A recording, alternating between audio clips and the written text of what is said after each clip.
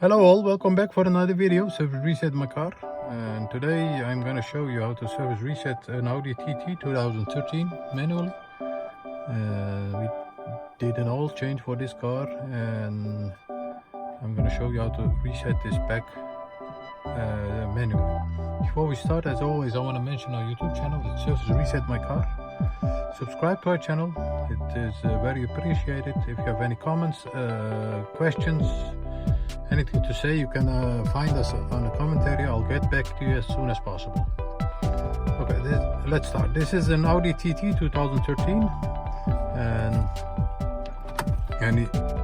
turn the ignition on, it says service, and I'm going to show you how to reset this manually.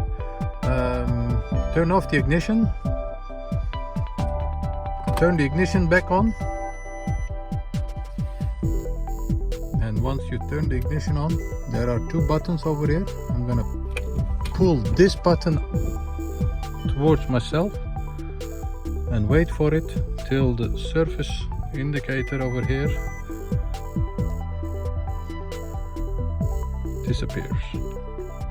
Yes, once that disappears, you can let go the button, and as you can see, the surface indicator is gone now.